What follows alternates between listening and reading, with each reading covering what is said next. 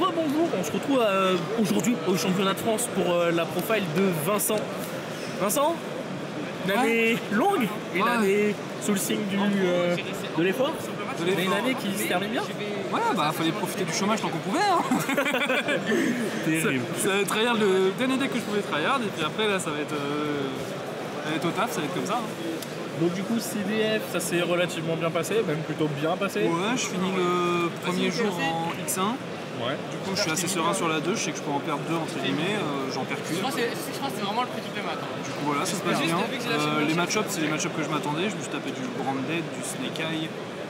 Je suis pas tapé de Tempai, je les ai fait, fait la danse de l'esquive. J'ai pas dit ce que je jouais, je joue Melodius pur. Genre il y a presque rien d'autre à côté.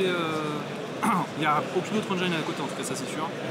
Et je peux invoquer qu'un seul autre monstre. Comme ça. Voilà. Ok, et bah écoute, je te propose qu'on passe directement sur la decklist. Yes.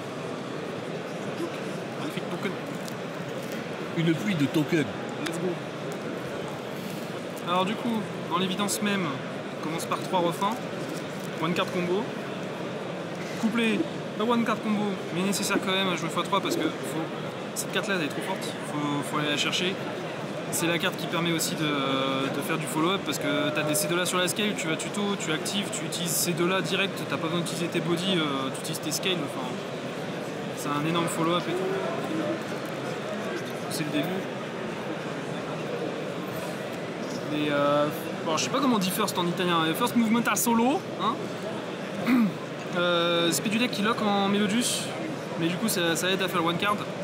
Ça peut aussi essayer de faire jouer autour d'un perm en faisant une spade soit de lui, soit de lui. Tu verras plus tard. La meilleure carte du paquet, Ostinato. Il l'a pas dit assez fort, Samir serait pas fier de toi. Après, non, il est plus en train de jouer, il m'entendrait pas de toute façon. Meilleure carte du paquet, quand tu l'as en main, t'es trop bien, quand elle résout, t'es encore mieux. J'ai pas grand chose d'autre à dire. Ça t'est arrivé de faire Ostinato, H, Ostinato? Non. Même pas, terrible. Non, j'avoue que j'ai pas... Ça s'est bien passé, je me revenais souvent des veilers, plus souvent des veilers que des H. Du coup pour le reste de ce qui est Melodius, c'est un peu bizarre, qui est pas très connu. Soprano, elle est jouée x2 parce qu'elle est nécessaire x2, c'est une mauvaise carte à piocher, c'est pas une super...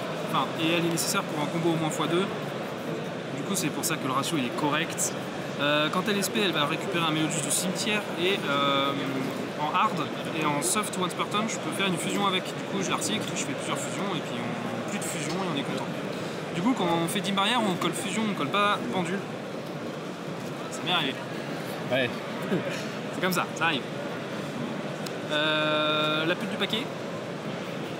Une petite aria, quand elle est SP, elle rend tous mes Melodius non ciblables, non destructibles au combat. C'est assassin. Le non destructible au combat, faut y penser. Et le ciblable, faut y penser. Il n'y a que des cartes telles que Raigeki Darkhold qui permettent de bypass cette protection, mais vu que c'est pas très joué, on joue que ça quoi. Et du coup, faut mettre tous les monstres en défense et pas les mettre en attaque pour empêcher un Lightning Storm assassin quoi. Faut réfléchir un petit peu.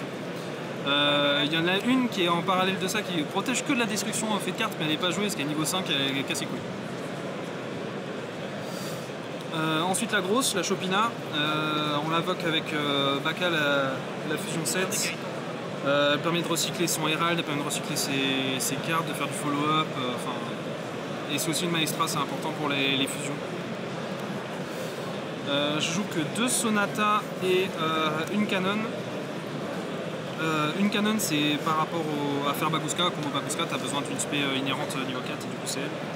Et Sonata je la joue x2, elle est souvent jouée x3, mais je trouve pas que l'extend est nécessaire dans le deck. C'est souvent quand j'ai pris que j'avais elle en main. Et elle est cool. Donc ça c'était les cartes d'Engine, ensuite carte de stabilité, 3 prospects. J'ai testé 3 Desires, c'était nul. 3 prospects c'est mieux, ça touche Ostinato, ça touche Evenly, et que Desires ça touche tes briques. Bon. Et en bannissant les bonnes cartes, donc c'est un peu la tristesse. Et ensuite en une trappe, je joue les 9 meilleurs sans argumentation nécessaire. Ah, le plastique. Ouais, le plastique est chiant, j'aime pas ça, mais bon c'est comme ça, moi je dévole pas.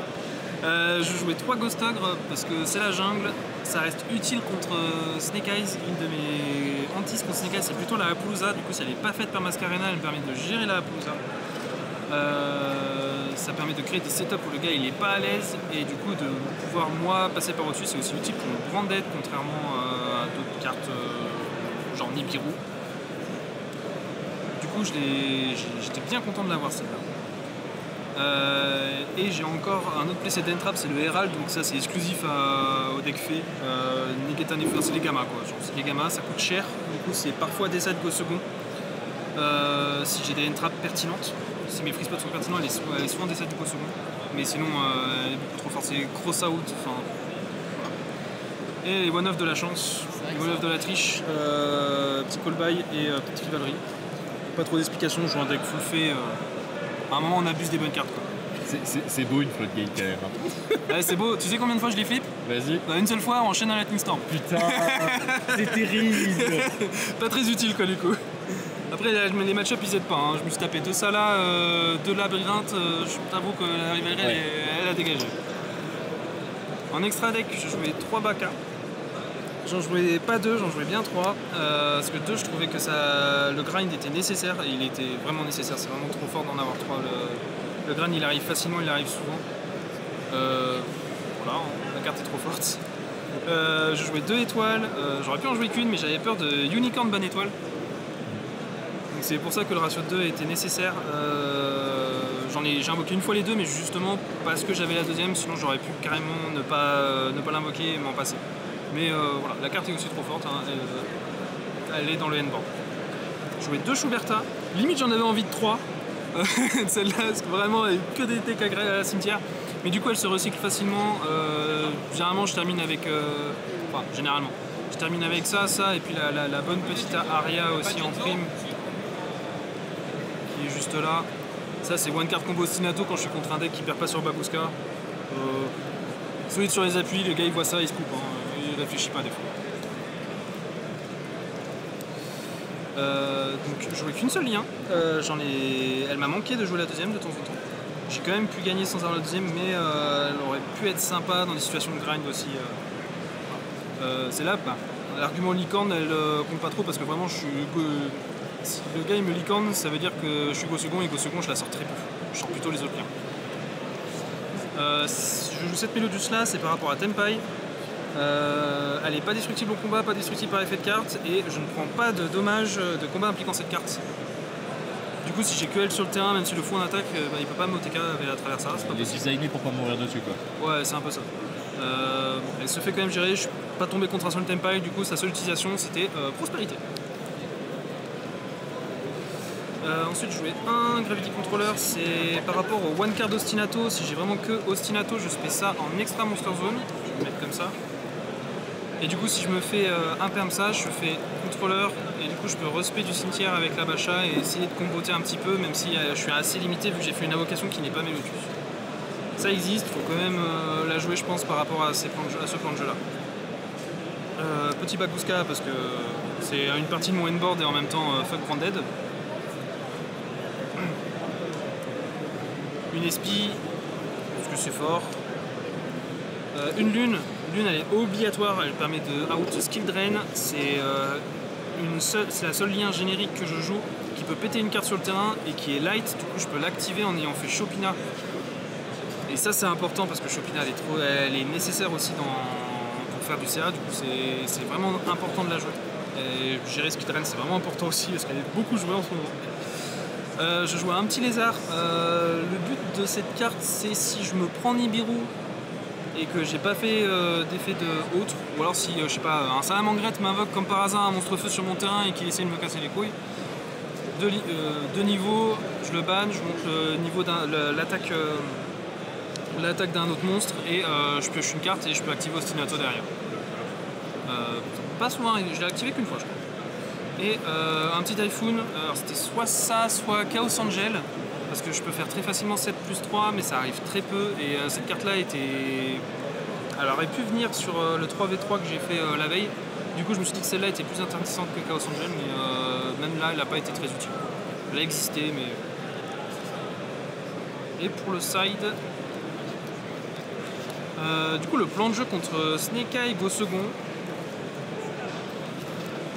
c'était d'aller en Power Spell en gardant uniquement Veiler et Imperm. J'enlevais tout le reste presque pour mettre uniquement Veiler et Imperm et je rentrais tout ça. Le principe, c'est que je force une Battle Phase. S'il active un effet de monstre avant parce qu'il a peur de la force égale, je vais pouvoir faire PTT tuto Osinato ou Evenly. Battle Phase Evenly, il fait sa SP, il essaie de faire du follow-up, il essaie de se garder un truc.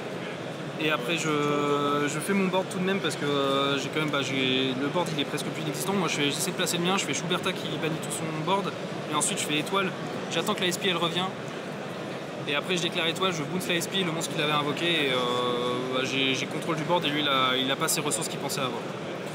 La théorie elle a fonctionné mais je suis pas tombé contre assez Snake Eye pour sortir les cartes régulièrement. Je joue aussi des Nib. Les Nib, j'ai joué pas Go Second, j'ai joué uniquement Go First. C'était la carte pour m'empêcher de mourir si je prenais Droplet ou Dark Clonement. Enfin, Dark Clonement c'est plutôt pour empêcher un board. Mais voilà, c'était pour essayer de m'empêcher de mourir. Elle n'est pas arrivée de façon pertinente, mais j'étais pas mécontent de l'avoir. La triplette, le dernier playset que j'ai joué, c'est 3 Didicro. J'avais le choix entre 3 Contaxés et 3 Drolls. Ou 3 Didicro, j'ai préféré les Didicro parce que c'était polyvalent. J'ai bien fait parce que je tombais contre Salam, je suis tombé contre Lab. J'étais bien content de voir la carte contre Branded, j'ai eu un top deck Didicro qui banne la puppet et qui m'a permis de jouer. Enfin, elle était largement meilleure que Droll ou Contaxé dans tous les cas. Et une petite dernière carte, Tam Tam. Tam Tam il a un effet dans le cimetière quand elle est envoyée en fusion, c'est évidemment uniquement pour chain block la Bacha. Voilà. C'est pas pour merde.